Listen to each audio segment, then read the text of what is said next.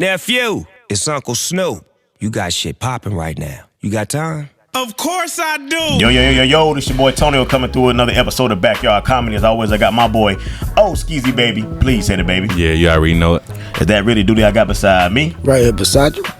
I'm your boy Vocals 26, and we are here with the legend. Yo. You know what I'm saying? Yeah. The best independent artist, LaRussell. How you doing, brother? You heard? Man, I'm well. You know what I'm talking about? East Coast, West Coast collab here. You know what I mean? Wait, where y'all located at? I'm from North Carolina. North Carolina, Durham, North Carolina, bro. Ooh, yeah. Yeah, you reaching, brother. Yeah, man, it's good talking to you, man. We just gonna run some questions by you, man. You know, let the people know on our side know who you are, cause I mean, I know everybody know you, but you know what I mean. We gonna make them know you a little bit more. Yeah. Indeed. You know what I'm saying? So look, man, we on the East Coast, man, so we don't know a lot about the West Coast. You know what I mean? So tell us how it was growing up in the Bay Area, man. Yeah. Vallejo.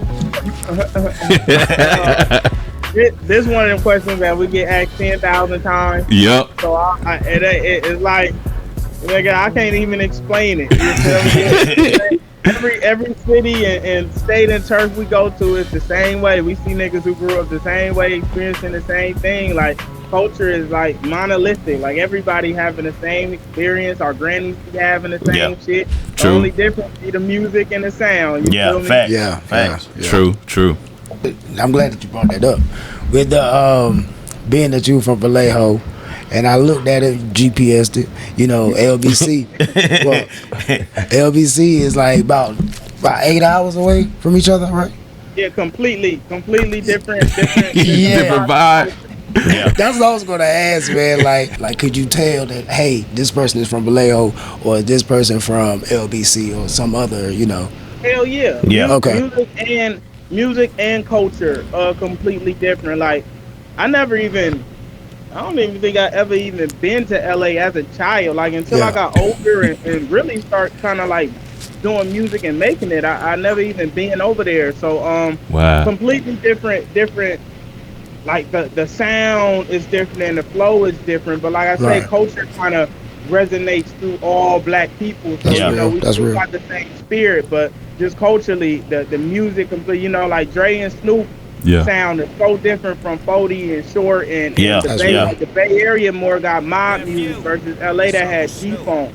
Okay. Yeah, that's real right there, man. And I'm glad you brought it up, man, because you know you got the song with Snoop Dogg, Can't Wait, and I seen y'all posting that, man. How was that to be with Uncle Snoop making a song with Uncle Snoop, brother? Legend. That's gotta be Man, shit like that is like, man, words can't even explain it. Facts. That's a nigga like Snoop is part of the reason I chose to be a rapper. Like, when I was younger, I used to always watch the Up and Smoke DVD with my mama. Yeah. And I got to see, like, you know, girls used to be flashing their titties.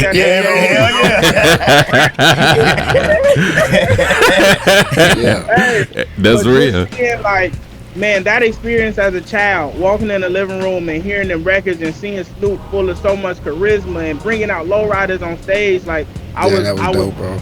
You know, like, I was consumed in culture, so to be in the studio with him and be able to take my mother and my homies and to see him, for him to be such a human still, like, he still got his feet on the ground. Like, we meet a lot of people and everybody ain't still who they were when they was made. Yeah, before the fame, You know, like, who God put them to be. Sometimes you get a little lost on that journey. Yeah. But Snoop is really like, that nigga, you don't meet a different person than you see online. Yeah, that's real. Yeah, that's real, man. And you know, I'm glad you said that, because speaking of, you know, people not changing, man. How was it for you? You know, being the age that you are, being so humble in this negative world, man. How do you keep that positivity? Man, I just refuse to accept it. Yeah. You know, like, I understand the reality of the world, but I refuse to live in it and allow it to alter who I am. Facts. You know, I've had a phase where I've been impressionable to the world, and I wanted to be what was around me and who was around me and my surroundings, and that shit never made me feel good. So now I just refuse to go against myself. Yeah. That's real. That's real though. And that's what you got to do out here, man. I mean, you got to stay positive in all this negativity out here, man. But I earlier you talked about how you started rapping how you got into listening to music at a young age, and then I heard that you started rapping at the young age of 8. So you know what I mean? Wow, man! Like, how was it rapping then, and when did you know you had, to go ahead and start making money? You know what I mean? Go ahead and start putting it in there. You know what I mean? Yeah. I was I didn't know or think I had it until like high school, because I started battling. Oh, okay. And I was able to like see the disparity in my talent versus my peers and who was around me. Yeah, legit. But even then, I didn't really know how to make songs. Like, I could just rap. I didn't know how to make great songs. So it's not like niggas was slapping and listening to my music. It was just like, he a dope-ass rapper. Yeah. You feel me? And as I started learning how to make songs, like when I dropped Field Effect in 2018, my first project, and I seen how that was received, and I learned how to write songs and work with singers, and that's when it started becoming like, oh, I could do this. Like, I finally got to a point where I feel like I was making songs that were as good as songs I would hear growing up. Yeah, that makes sense right there. That makes sense right there, man. Cause you do the thing, man. I like how you include, the young cats and the elderly people, man, and they all vibe to it. And you know what I'm saying, you include them. I like how you do that. A lot of artists don't do that. Legit. Yeah. A lot of artists can't do it. Yeah. That's real. It's your style, man. It's your flow. Yeah. Outside. It's hard to get a 60-year-old or 50-year-old to come to a hip hop concert. That's not an easy feat. Like, you got to really, really win. And it's also hard to make somebody comfortable enough to bring their 5-year-old. You feel me? Yeah. That's real. How did you discover that unique style that you have, Man, it kind of just, it forms through, like, I tried to be all of my favorite rappers at one point. Yeah. And, like with anything, Kobe tried to be Jordan, but he can never be Jordan. So naturally, you take the form that you are, and as you find yourself in life and the things that you like and you rock with, and like, you naturally come to terms with yourself the more you stop trying to be everything else. Right. So it just, I don't know, that shit just happened for me. I don't, it's not something that I actively work at. It's like, nigga, I just wake up as this person and I choose to stay that person. That's fact. Fact. Hey, and that brings me to this point, man. So the first song I heard on this side was GT Coop. Come on now. And I fell in love. I was like, what? I used to, you know what I mean? I used to run the city of my GT Coop. But yo, so hey, it was so legit though. It was so real, man. Another one I like is, do that little dance, because you got messages in these songs, bro. And they so real, bro. Yeah. You know what I'm saying? So my question to you is, what is the favorite song that you, out of your 20 albums, what's the favorite song you feel that you wrote, man? I got 40 albums. 40? My bad. I double that then. My bad. Hey, the information I got was wrong. I really don't have a favorite. Like, it varies and changes, and I make so much new shit. Like, all these songs special to me. They all got different stories, and they all mean a lot in different moments that they've had in my career. Like, it's hard to pick one. They all mean something different to me. Yeah, that's real though, man. And they drop fire too. And that's real. That explains why they all mean something different to me, bro. Yeah. Because of what you putting out. They all have their own different meaning, bro. And that's legit right there. Yeah. I seen the other day, man. We ain't gotta call no names out of nothing, but you posted. You was at an event, and a lady, she was on the trip side of things, man. But now that I get to talk to you, man, I want to commend you, because a lot of black men would probably not have handled that situation the way they handled it. Hello. How's it going? Good. I'm LaRussell. Hi, LaRussell. Nice to meet you. I was booked for this venue next door. I heard you were a little upset with us. Well, I went in politely, asked you guys to turn it down. Are you recording? Because I don't want to be recorded. Yeah, you turn it on. Because this is my shop. Why are you guys here? Yeah, they're with me. Don't worry. Well, it's my shop, so I don't want to be. It's a very small shop. Okay. And I have customers in here, and I don't want to be piled in with people. It suggests intimidation, which I don't appreciate. Okay, we're not trying to be here to. I really just came to speak. Listen. Can I share? No, really I quick? want to start because you came in here. You know what I mean? She was trying her best to give you her ass to kiss, pretty much. You know what I'm saying? But you stayed your ground. You stayed professional, man, and you kept your cool. How is it, bottling, like keeping it? You know what I'm saying? How is that, bro? 'Cause it ain't easy on an everyday task. Man, it ain't at all. And I wanted to knock all that shit over.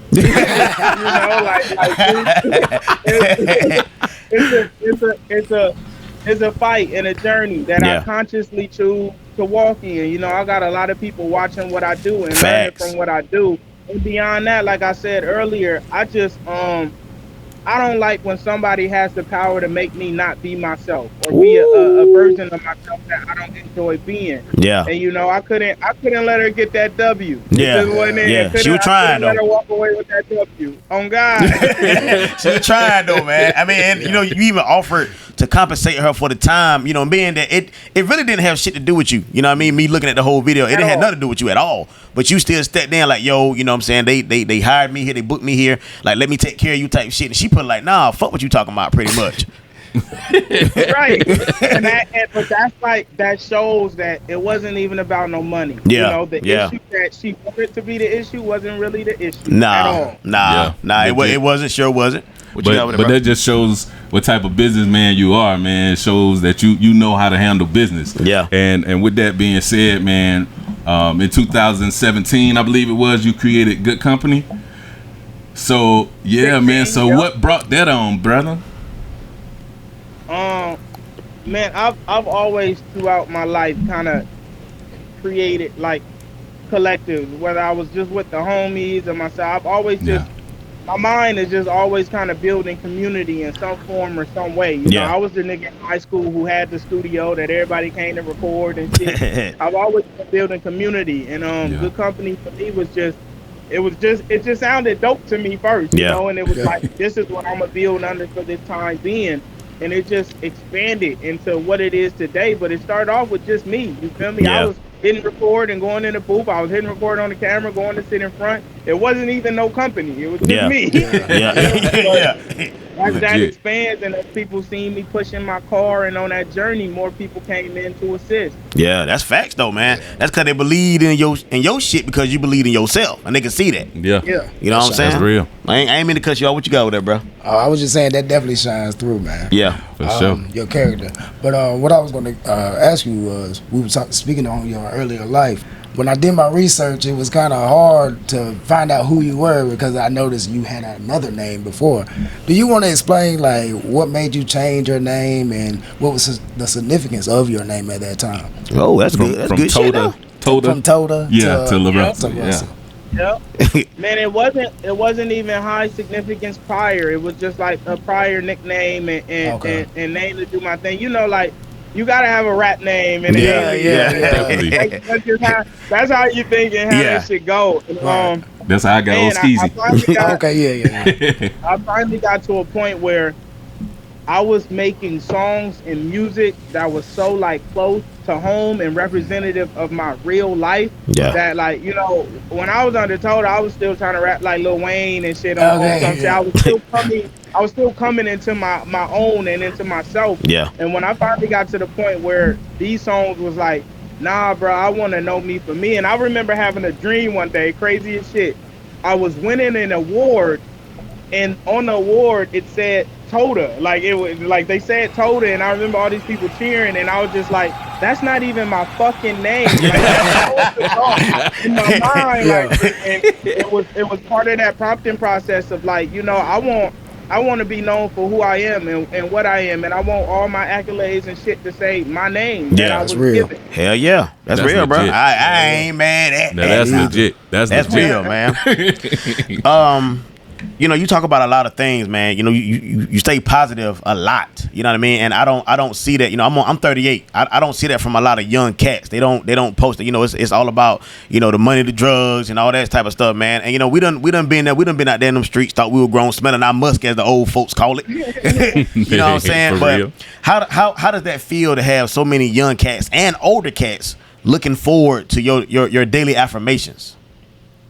bro, this shit means so much because I didn't have it. Yeah. So to be able to provide it mean a lot. Like we was just that same show where the white lady was tripping, right? Yeah. Later, we backstage and a little homie came back there, like a fan, and he was like his nephew, and he was like mugging. Yeah. But he was a fan, and he was cool, and like we got to really explain to him, like, bro, you get to smile. Yeah. You having an experience that means a lot to you, and inside you like this shit crazy and cool, but you don't want to smile. Like you scared to show it. Yeah. And I've had so many of those moments throughout my journey. Like I didn't use to fucking smile. You feel me? I know that feeling and that energy, and it's like I get to relieve and free young black men and people of every color, but specifically young black men from like shackles that was placed upon us. Like nigga, it's not. I remember my first time going on Breakfast Club. We did like photos after, and the photographer was like, "I don't smile on this one," and I was like, "Nigga, no." Like, that was the weirdest request. Like my smile gonna ruin the picture. Right. Nigga, we on the Breakfast Club. Moment forward, it was like another moment of me, like, man, we never conforming to that shit. Yeah, real shit, man, because the level that you at and you know where you came from, man. Damn, that shit, I was smiling at everything. Like this shit here, I'm gonna be smiling after we get done talking to you, bro. Like I'm gonna go home and celebrate that shit, bro. We you know what I'm saying? We gonna do that. You were like our first like huge artist, bro, and that shit means so much to us, bro. Like real talk, bro. Yeah, man. Ever since when I heard you, bro, I've been raving to them boys about you for real. I was like, bro, for years, brother. I ain't lying. Yeah, for years, bro. And so, man, we happy right now to have you, bro. I ain't gonna lie. Bro. Yeah. But on that note, man, so we are right now, we work a 9 to 5. Yeah. So I understand that you was working at an aerospace company at one point and decided to just quit and go and invest in yourself, man. Yeah. Like, what gave you that motivation, bro? Like, what told you just go do it? Man, I had put in a lot of work. Like I was doing shows for 2 years while working my job. Like nigga, I was taking that check and buying equipment, taking that check, going to do shows. I do a show on a weekend and had to come back into work the next day. Yeah. What? You feel me? Tired as hell. It just got to the point. Hell yeah, bro. Like, bro, I would work 12 hours, 14 hours, then come home and rehearse in the garage another 2-3 hours. Then got to do admin, got to go shoot content. Like, it just finally got to the point where like work was in my way of what I actually wanted to do. That's facts. And for me, it was like, I gotta I'm spending all these hours here when I could be spending those hours for myself. And I had to finally make that decision. Like, do I want to work this hard for them or do I want to work this hard for me? Real talk, bro. Yeah. Real talk, bro. And I'm glad you brought up the fact, that he always speak about, investing in yourself. Yeah. I seen that you did an interview on R&B Money podcast with Tank, but I know that nigga was singing the whole interview on it, bro. Just like you. And nigga, they always trying to serenade some shit, man. But much love to Tank. Yeah, but you do speak about that a lot, man. Can you give a few examples of what it's going to take for people to invest in yourself? Bro, nigga, right now when I go throw a show, I bring in the speakers, I bring in the mixing board, I bring in stages sometimes, I bring in truss, I bring in lighting, I bring in microphone. I'm probably the only artist that owns the same equipment the promotion companies and the festivals on. Like my speakers, I just got new speakers. Like these is, I done paid almost $100,000 for speakers so I could make sure I could get the same experience that when they go to the big venues. Like, and before this, I was already in bed. My first show, I went and bought a mixer and speakers just so I could rehearse, cameras. But it's don't we know?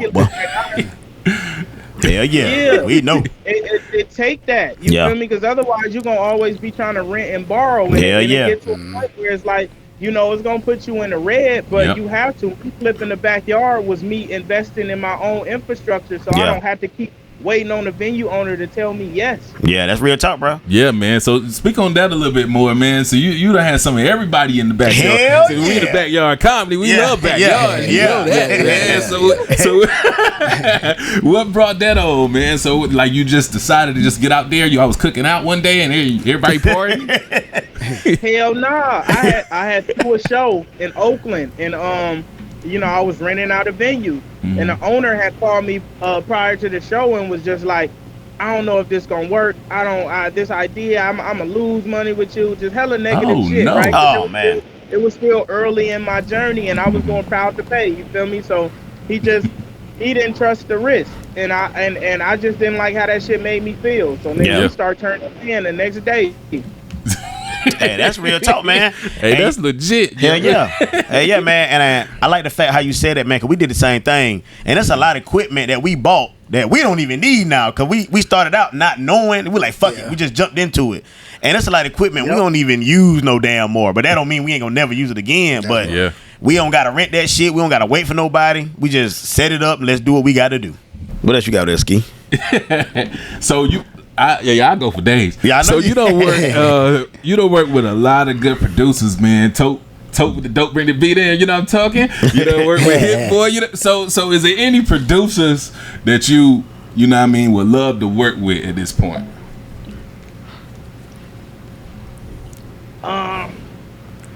I don't even be having a preference. Like, you know, every producer I work with was just like, I work with niggas who want to work with me. Yeah. Really? Yeah. You feel me? Yeah. Like, whoever's excited to work with me, if I love they shit, I get in. That's why, like, my album, I'll go from a big hit producer to a smaller producer that no one knows, because it ain't even about that for me. Like, I just want to work with the niggas who love what I do and want to get down. Yeah, that's real talk, man. We know what you do. Yeah, I love it, bro. I love your music, man. Like I don't care about the cussing, man. Like kids can listen to your music, because you don't really say like horrible cuss words. Now some songs you get down with, but you know you don't say horrible cuss words. You know what I'm saying? Mostly messages, man. Yeah, it's real messages, but shit, they experience to worse shit at home. I ain't lying. Exactly. You know what I'm saying? So hey, man. But what is like some of the things you have coming up that you want people to know about that may not, you know, follow you on social media, whatever the case may be? Man, I'm just living it. I got so much here. Like we had album 40, and I got another 10 or 12 just like here, like dropping ready them to launch. You feel me? I'm going. You know, a lot of fast movie shit coming up. I got books that I'm writing, more fucking books. It's just I just been letting life do its thing, really. Yeah, so I have to ask you something, man. Man, my brother talked about, man, because, you know, we was young and started out young. How do you balance, you know, your family life and then your party life, you know what I'm saying, your music? Like, how do you balance that and still give time to everybody and do what you love to do? Man, as best as I can, and I set boundaries. Like today, I was just telling the homie, I had got an offer for a show, right? And this is a show we was negotiating, and the offer came, and it's like, man, this is the money I asked for and everything, but the set is too late. I don't go on after 8 p.m. no more. And that was something that I had to, that's a precedent I start setting for myself. I don't do late shows. And I was telling them, I'm like, you know, if it has to be that, then that money ain't for me. It got to go to somebody else. Yeah, and he was like, you know, you're the headliner. And I had to tell him, it don't matter what time I get on, I'm still the headliner. Like, none of that matters. I got to a point to where I set precedents around myself that make me feel good. I do my shows at 2 p.m. and I be done by 4. I could go see my kids and my family. Yeah. You feel me? Yeah.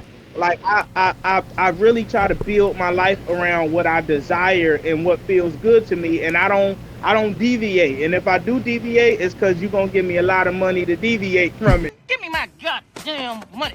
Yeah. Your price got to be right. All money ain't good money. Hell yeah, all money ain't good money, bro. That's for damn sure. You feel me? But, you know, going through your journey, man, has it ever been a time, you know, because I know you stay positive, but has it ever been a time you be like, man, you know what? Fuck this shit. I ain't doing this shit. You know what I'm saying? Have you ever felt that before?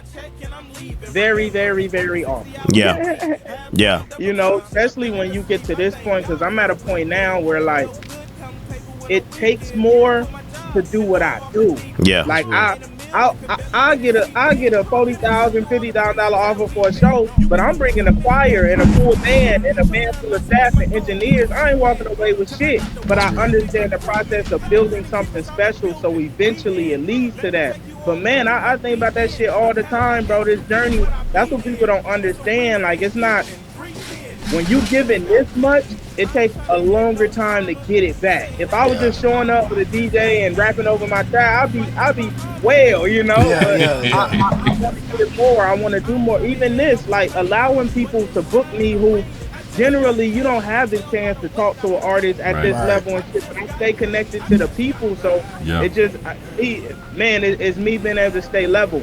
That's for sure, man. I mean, you as level as it gets, and I feel like you was raised like that, man. Yeah. So you know, if you could tell us, I heard your mom's on a couple tracks, man. You know, how did you grow up, man? Like your moms and pops, were they cool? How were they?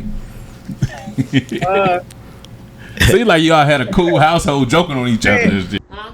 Come on, man. My mama on her way out to her route. Come on now. Real nigga drop-offs, man. And I accept tips. Come on, tips and donations. Hit the Good Compenny Cash App. Hit the Venmo, man. She really out here working. Get her right. About to do my thing. You gonna get your shit before 5. Support a real nigga. Come on. Yeah, man, I had a really great family with that all things had this flaws. Yep. You feel me? For sure.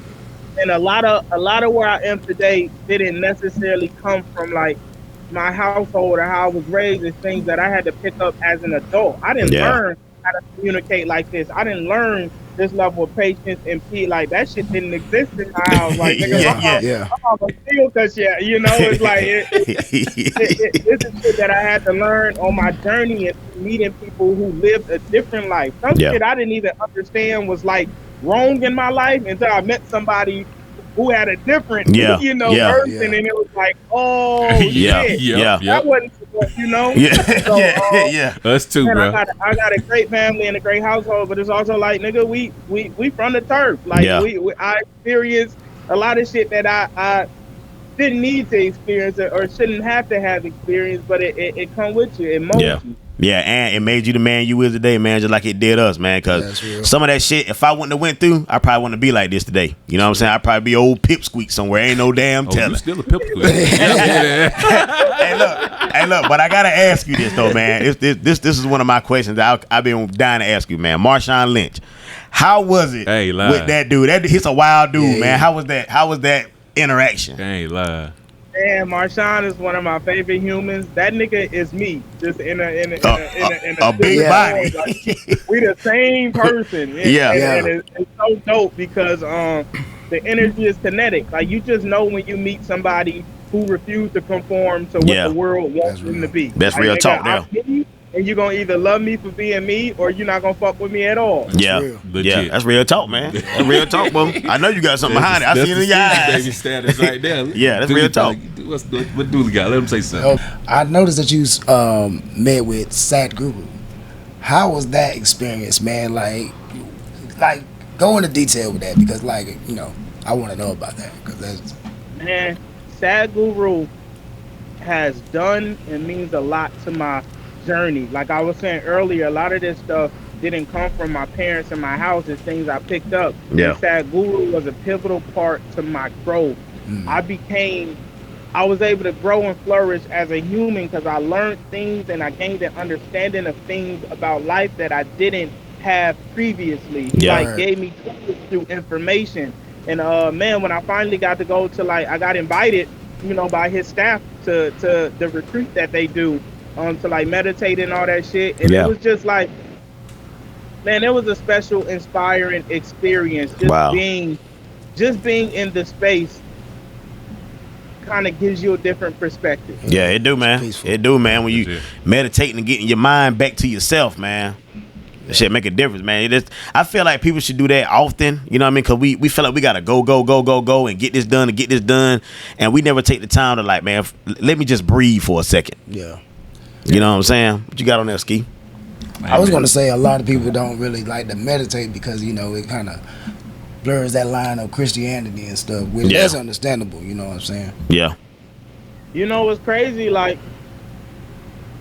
meditation leans. It's like Eastern practice that isn't religious based. You know, like when I finally started getting into like Buddhism. Yeah. I liked it the most because it was the most human to me. Like it's like this is just a nigga who decided to try his best to be better. Yeah. Exactly. You know, and that's the thing. I think like a lot of us don't like to meditate because we aren't knowledgeable on the practice, and we don't want to look goofy. Versus us understanding, like nigga, your meditation just go sit your ass down in some grass and lay down. Exactly. Just ground yourself somewhere. Sit down. Hey, you got one more on that, man, before we head up out of here? Yeah, man. So, you know, just like us, man, I see that you, right after high school, you had your first daughter. And you know, I did the same thing. I was 16, brother. And I ain't gonna lie, boy. I went on down there, son. I went through there, son. So how do you maintain, man, you know, just, you know, keeping that life and building for your kids and staying there for them, even though you know you gotta work and handle your business. I know you busy. Yeah. Man, I integrated where I could. Like yesterday, my daughter was just here in the stool with me, and she comes when I got meetings sometimes, and I gotta work, and I give her the choice to be at shows, and I also have her help. Like we filmed a video the other day, and she got to hold lights and do her thing. Like I integrate as much as I can into what I do, so it's not like different worlds, and she understands why I'm gone and what I do, and sometimes I get her permission to do some of the things I do. You gotta get permission. Allowing her to be a part of the process and understand what it is. Yeah. That's real talk, man. And she's learning how to handle, you know, things in the business, and it's setting up what you call it, generational wealth. Generational wealth. Gotta love it. Anything happen to you, Lord forbid, she be like, yo, this is what my daddy showed me. I can handle this shit. You know what I'm saying? Legit. I'm with man, that. and just her having the experience of seeing, like I had my daughter when I was working every day, and I didn't have nothing, and I could barely get diapers, barely get wipes. So having her see someone work their ass off and go after their dreams to go from this to this, and now we could experience this, and people know who I am, and it, like she's been able to bear witness to it, to know that it's a reality. When I was growing up, I didn't know success was a reality. I thought it was some shit on TV. You feel me? So for her, it's like a real deal thing. Yeah, she's living in it, man. She's saying that shit. And like, you know, one more thing before I let you go, man. How does that make you feel having your daughter with you like that, man, and seeing her and how she's looking at you? Because, you know, it's portrayed as black fathers ain't shit. Right. You know what I'm saying? But she get to see it. You know what I'm saying? She's seeing it like, yo, this my dad, like a black man handle it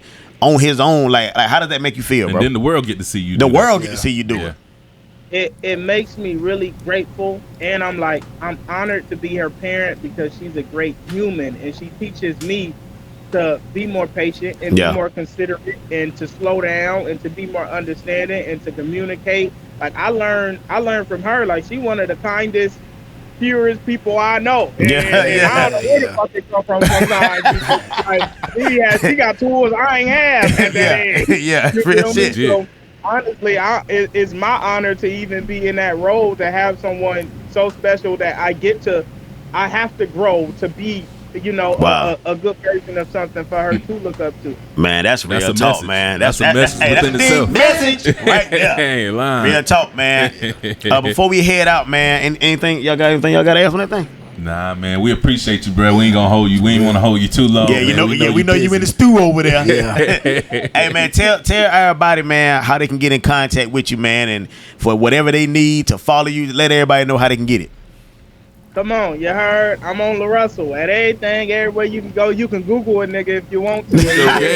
You sure can now. Hey, look, man. So before we let you go, you know, we want to say from all of us, man, like we appreciate you, man, because, you know, we done been told a lot of no's. Yeah. And we done been told some yeses too. And now you are in our book, Backyard Comedy. You are in our book as a yes. So to show our appreciation, bro, we got you an award right here. And what it says is Backyard Comedy presents LaRussell, the Best Independent Artist Award, my boy. Hey, and you are that, my boy. It's an honor and a pleasure, man. Y'all gotta come out to do a backyard show. Oh, Hey, you bro, best we believe with it. that. We was waiting for you to say that, my brother. If y'all down to fly out, the tickets on me, but y'all gotta come out. Man, we will, for brother. sure. Man, say less, bro. Hey, look, We there. after the show, man, we're gonna get with you so we can get a PO box. How we can send this to you, bro? But this is, I'm talking about, we grateful, Nah, bro. We y'all are gotta grateful. bring Nah, it in we person. bringing it. Y'all Oh, gotta bring it in shit. person. Hey, let's do it. Yeah, Let's do that's it. it. We with that. do it. We with that, man. Yeah. But before we head out, man, this episode has been brought to you by Real Demand TV. We're streaming in 172 countries, man. Also, you can download anything you can stream podcasts on. We are on there. Hit us up at backyardcomedy3@gmail.com. Y'all know Backyard Comedy in the building. We got LaRussell in the building. Russell, man. On the day, man. Yeah, Hey, it's a we good appreciate day. y'all, and we love y'all. Yeah. Peace out.